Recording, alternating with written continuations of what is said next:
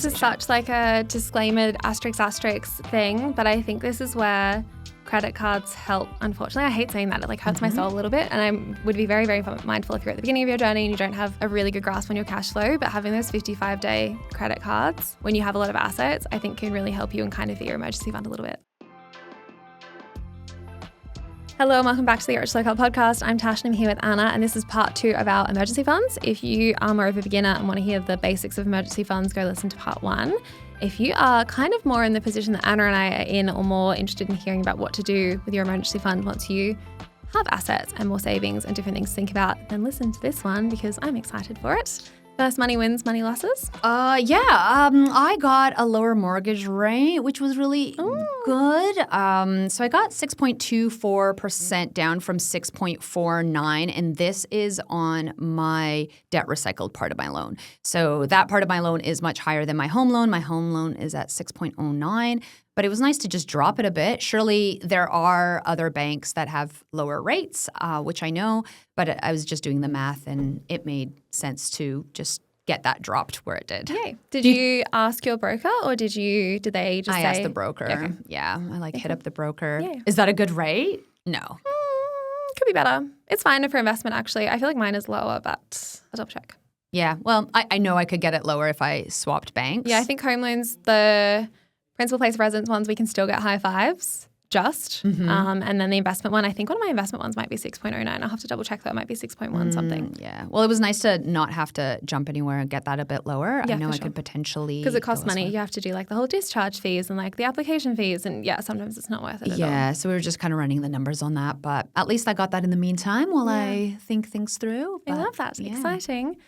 Mine is I am staying with my friend, and the Uber to get from the airport to this area of Melbourne is usually like $120, maybe. Can be more, can be slightly less. I hired a car instead. It cost me $45 a day. So I ended up hiring it. I wasn't sure how long I'd stay for, so I ended up spending $220.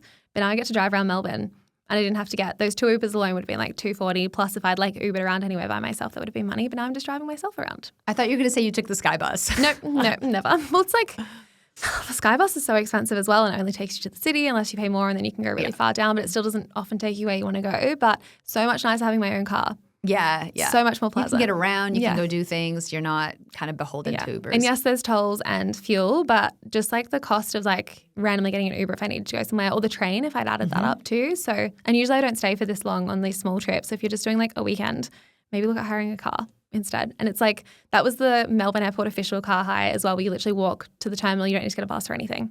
It was Europe car or something? Eurocar, yeah. The proper ones, not like, you know, when you have to get into a shuttle sometimes and be driven to some guy's house down the road. It wasn't one of those. So I feel like that was a good deal. Yeah, that's great. And I booked it an hour before I boarded my flight for that day. Oh, easy. And then you just got it. Yeah, perfect. So it was like not even booked months ahead or anything, and it was still cheap. Oh, yeah. And I got the mystery one, and it's like actually like a decent sized car. It's not like a mini i30 or anything. Yeah, I love the mystery ones, especially when you don't have 2 kids and need car seats in the back. You need a physical card though. You can't Apple Pay. Oh, really? So I couldn't use my credit card that I wanted to use, but I had a Revolut card, and if you pay for the higher Revolut plan, you get car excess, the insurance waiver. I had the free plan, so I upgraded my Revolut plan when I was there because I had my Revolut card, so I could get that car insurance. Because usually I would get it on my Amex, but I couldn't pay with my Amex because I didn't have the physical card. So if you're going to get a car, bring your physical card if you get free insurance with it.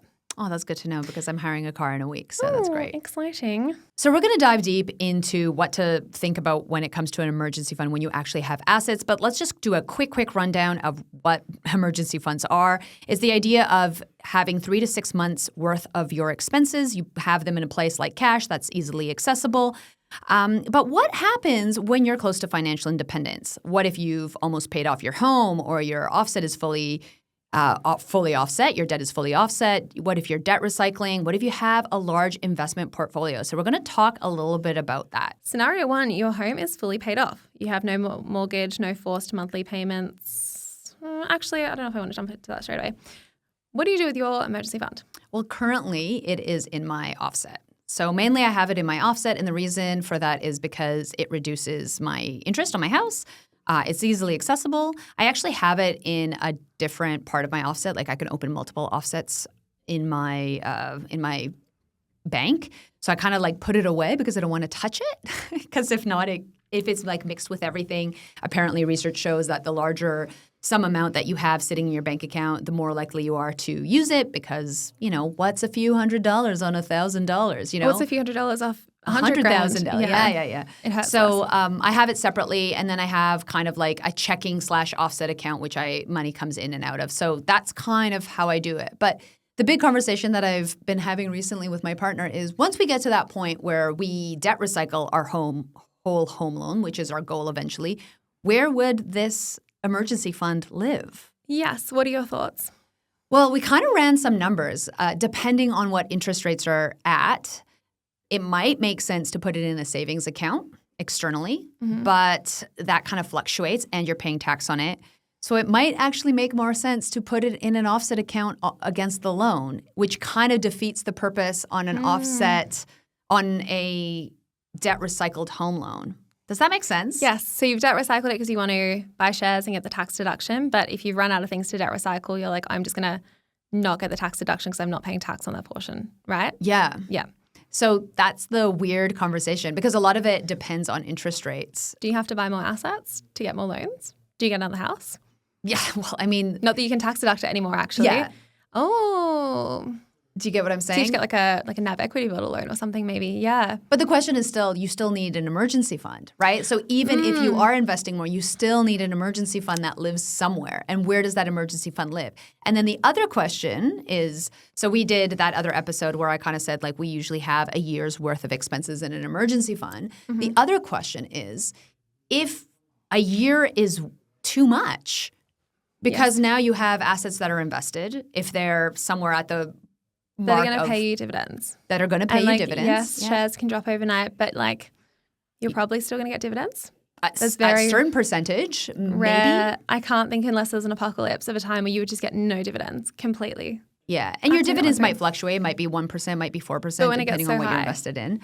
Well, yeah, because we're not talking about a small amount. We're talking to a point where a home loan is fully invested. Yes. So that might be something between, $500K to $1 million to $2 million, depending on what that house is. Like that's not a small amount of money. I don't actually have an emergency fund in my personal name anymore. Oh, what do you do? I have spent all of my money on paying staff because I'm in this like weird period where to make money from mortgages, it often takes a few months to get paid for the work that you do. So if someone comes to see you, there's lots of people who don't proceed, which is fine. Some people take some time to decide what they want to do. That's completely fine. Often it'll take people like some time to search for a home, especially at the moment with everything going on. People are being a bit more hesitant. Then they will purchase the home, but settlement can take 2 to 3 months. And then banks will take maybe a month sometimes, and the aggregator only pays you at certain dates as well. So it can be like a very long cash cycle. And I've gone and hired quite a few people. So I'm losing a lot of money paying staff at the moment, waiting for the work that we did back like a few months ago to be paid in the near future, which should be good, hopefully. But I've spent pretty much all of my personal money, and the way that I think about it at the moment, I've still got 10 grand in my transaction account just to pay for things like my rent comes out. That's like $4,000 a month because I pay it and then someone else reimburses me for their half. That comes out on the same day as like my mortgages for my 2 investment properties. So I have 10 grand sitting there, but that's like monthly expenses, not really. So do you have like a little buffer of monthly expenses that's not an emergency fund, but that's just like the bucket the of 10 the grand money is like, in? Yeah, and then I pay my Amex bill because I'm spending a lot of business expenses on my Amex card as well. But for emergency fund, I don't really have it at the moment because I've got 2 businesses and I've got cash in my first business. And if I needed the money, I could transfer it out and just pay tax on it, and then use that as my emergency fund. So it's technically the company money and technically not my money, but it's still cash that's just sitting there in the business. So it's the business money that holds your emergency fund technically at the moment. If I needed it, I would just pay myself more. But it's not like in my own name as a personal emergency fund. Right. Yes. Because if I don't need it, I might as well leave it in there paying the low tax rate. But if I take it out and leave it in my name, then I have to pay the higher tax rate straight away. Yeah. So this prompted this. I didn't really think about the fact that I was doing this until you prompted the conversation last week when we were planning this episode. And I was like, wait, actually, like I don't technically have a typical emergency fund because I've gotten to that point now where I have assets and cash and money. They're just in different structures that aren't technically me. And it feels fine because I have access to money if I need it. Yeah, and we're in completely different scenarios and we're thinking about emergency funds completely different. I mean, I have dependents that I have to think about and other emergency that I want to have access to that cash, whereas your situation is very different, but you also have access to cash in a completely different way. Now, there's a whole bunch of other scenarios that we haven't talked about. Like our scenarios are different, but there's a whole bunch of other ones. The dividend one's quite interesting. If you have enough money invested in shares and something happens, do you just put it on your credit card and then pay for it with dividends? Yeah, but your dividends don't come in all the time. They might be annually, but they might be twice a year. But you could also like have those ones in the cash funds, whatever, that pay you monthly. Yeah. And some credit cards have like the 55-day. I'm not suggesting to do this. It's just a conversation when you get to that point, when you're almost guaranteed to get some money at some point. Do you just like, it's almost like cash flow as a business almost. You like spend money because you hope the money will come in the future because you know it's almost guaranteed. Not quite, but almost. Yeah. Back to a different situation. What would you do if your home loan is fully paid down? So you paid down your house. You don't have a mortgage. Personally, I would buy something else. Yeah? Probably at this stage. But what would you do with your emergency fund? Like, sure, you would. I'll buy something else and then put it in the offset of the new asset. Is that what you would do? I don't think in any near future, unless I change my mind, I think I'm always going to have some form of mortgage. And if I got to the point where it was like fully offset, then I probably would buy something else and have a loan against it, I imagine. Because if you've got that money and you can offset the loan and essentially not pay interest on it, amazing. And if you have an asset that pays you income that pays for like the principal of that and you have money that offsets the interest on that loan, that seems like a win-win. Obviously, you have to do well at buying whatever that asset happens to be in the first place. But I think I would just buy something else if that was me. But different if I was like further along in my journey and maybe a bit sick of doing all of this stuff. But for now, for the next 10, 20, 30 years, I'll probably keep buying things. Yeah, so you would purchase a property, most likely. Maybe, yeah. Just it depends what the tax rules are in 10 years. But yeah, because it really took me that long to completely offset my home loan. But yeah. Yeah, fair. Or I wonder if there's going to be like a better option to invest to buy shares after all of our advocacy. Or my complaining about how I want a mortgage for my shares. But something like that, what would you do? You kind of said that you aren't sure yet. Maybe I'm just running the different scenarios what you would do. I wasn't thinking of like the next step. I was thinking like if I had a home loan that was fully paid off and I wasn't planning on doing something else, I would most likely have it in a savings account, like a high interest savings account. I think so, yeah. And make the most of your debt recycling for sure. Yeah, especially if you don't have an offset. But to your point, if you had an offset, which is the next scenario I was going to ask you. So if you had a mortgage that was fully in an offset, would you even need an emergency fund if it's fully offset?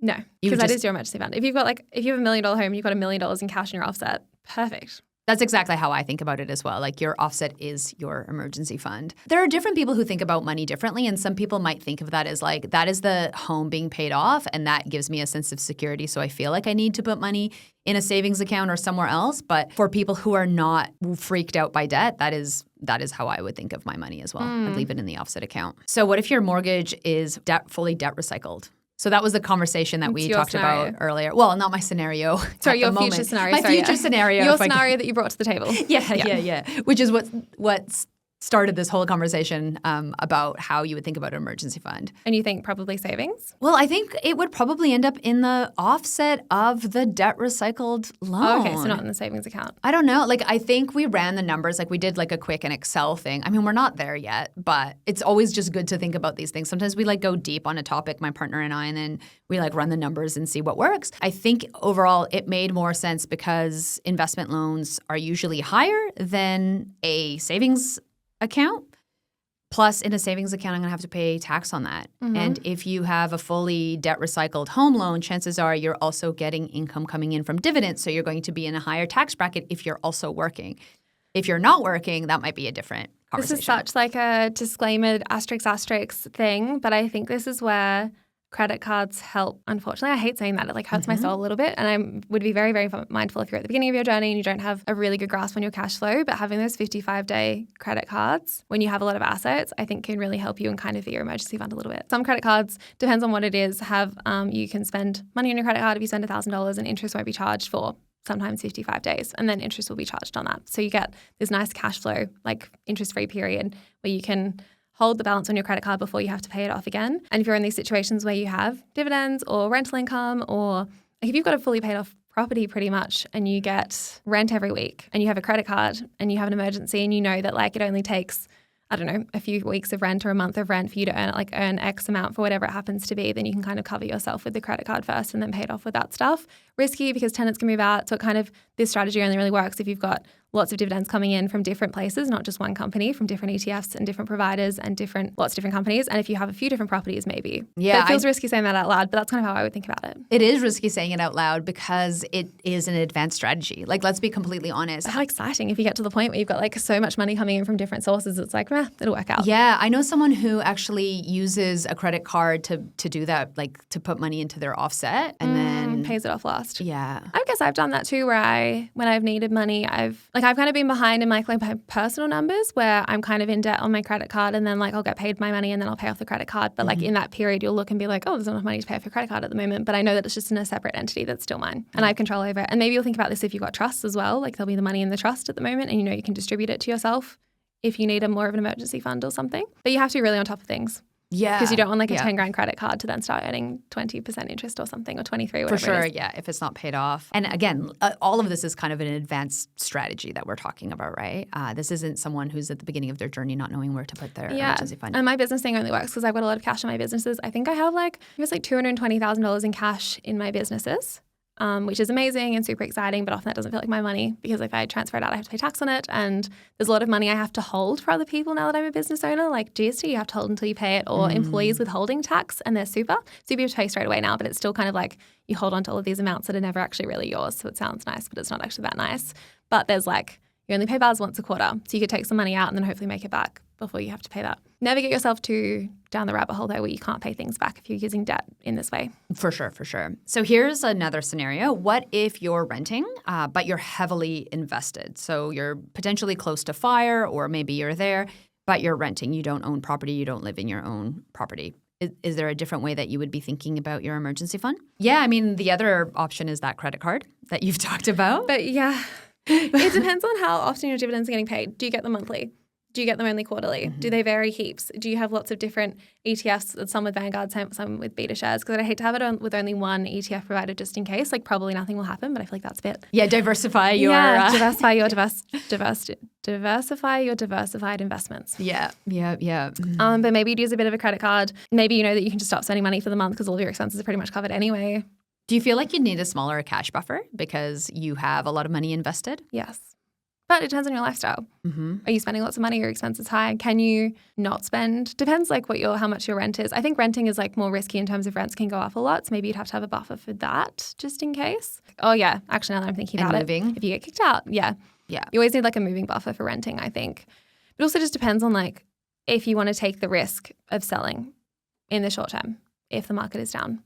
Maybe you'd have less. I think it's always good to have cash, but... Yeah, because that was part of the conversation as well. Like, where would you put your emergency fund for in our potential future situation? But the other question was, like, how much money do we need? Like, if we've had a year, do we actually need a year if we would be heavily invested somewhere else? You know, like... How much, like, would it be that bad if you sold some shares, even if it was like a 20% downturn? The more money you have, the more options you have, and the less it hurts you in terms of like, your future. If you only sell like 1% of your investments for a 20% loss instead of having to sell 50% of your investments for a 20% loss. Or holding your money in cash, which is making no money, whereas the upside of that being invested has a longer time to compound, right? I'd love to hear everyone's thoughts on this if you've got thoughts you want to share with us.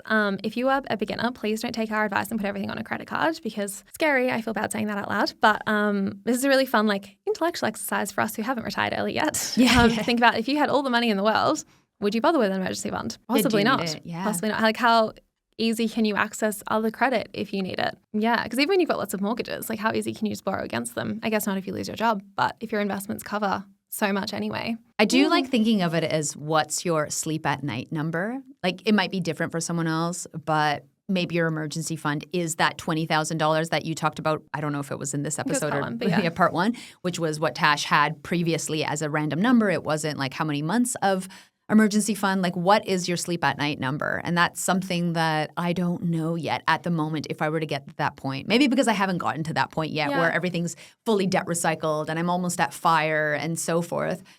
Or, you know, maybe I'm being a bit more conservative because I'm thinking of things like job loss with AI and tech or having small kids or having aging parents where I have to travel. So my emergency fund might be bigger. It might be different. But if you have enough money, like nothing matters. No, things matter, but like less matters, I guess. You have more options. And bad decisions or forced bad decisions impact you less. But if you're really over leveraged, then it can be catastrophic and you can lose everything. So take everything that we say with a grain of salt. Always run your own numbers. See what your sleep at night number is for sure. Think about the worst case scenarios. Like if Vanguard shuts down, what will you do? They probably won't, but fun to play that game sometimes. And think about debts and how you can meet what your expenses are. Do you have to pay rent? Do you not have to pay rent? Well, that's great.